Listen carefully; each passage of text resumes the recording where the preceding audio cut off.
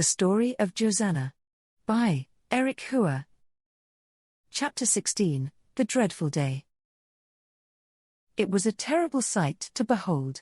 Queen Claire Anne was binded by magical chains, King Voiceover had a sickle struck through his chest, and Josanna had lost her will to fight.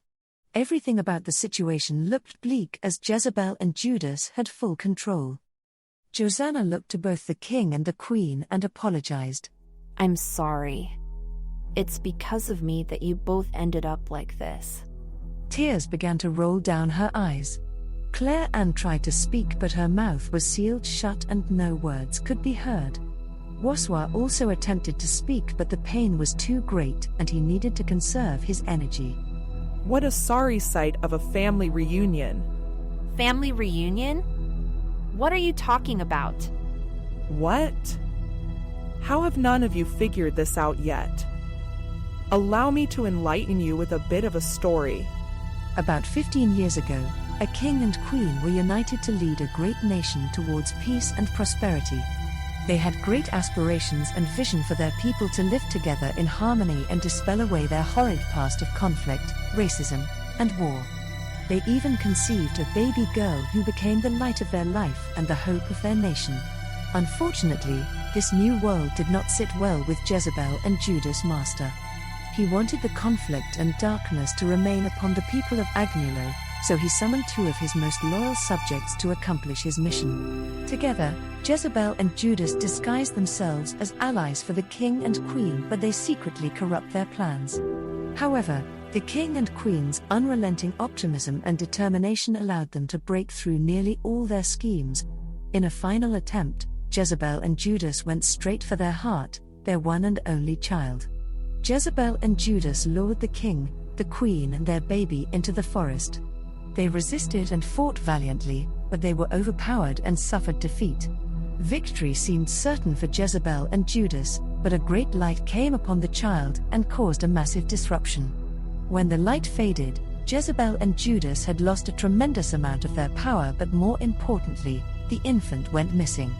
Jezebel and Judas searched and found the infant girl crawling away in the forest, but before they could apprehend the little one, a woman snatched her away and carried her into a small village. Instead of pursuing the little girl, they decided to finish off the king and queen, but their master had other plans. Instead, Jezebel and Judas were ordered to alter the memories of what had happened, creating a full story about how Voiceover and Claire Anne blamed each other for the loss of their infant daughter. All this led to the splitting of their great nation and the return of the war with even greater hatred. What does that story have anything to do with me? Are you daft? The lost infant, the child of King Voiceover and Queen Claire Anne, is you. King Voiceover and Queen Claire Anne are my parents? She then turned to her parents and ran towards them. Mom!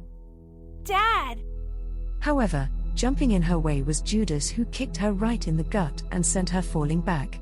You don't know how long I've been waiting to do that. And now you don't have your dad's help to save you. Voiceover attempted to get up and run to the aid of Josanna, but Jezebel used her magic to shackle him down. She forced both Voiceover and Claire Anne to watch as their daughter endured through the battle. Josanna was tough and she refused to give in, but she was completely out of energy. She had taken too many hits from Judas, who was enjoying his time. Surrender and tell me how much of a better warrior I am than you. Then I will consider letting you off easy. Never. Not for a scumbag like you. Her comment infuriated Judas, who delivered a hard kick to her ribs. This triggered one last burst of energy from Voiceover, allowing him to momentarily break free from Jezebel's chains. He had just enough time to call Josanna's name and throw his prized sword right in front of her hand before Jezebel recast the shackles and tightening them even further on him. Oh, how interesting. All right, I will give you a chance. Pick up that sword and fight me. Josanna reached for the sword, but her strength gave out. Her eyes began to close and her arm fell to the ground. I guess it's really over then. He then slowly made his way towards his unconscious foe, ready to clean up the mess.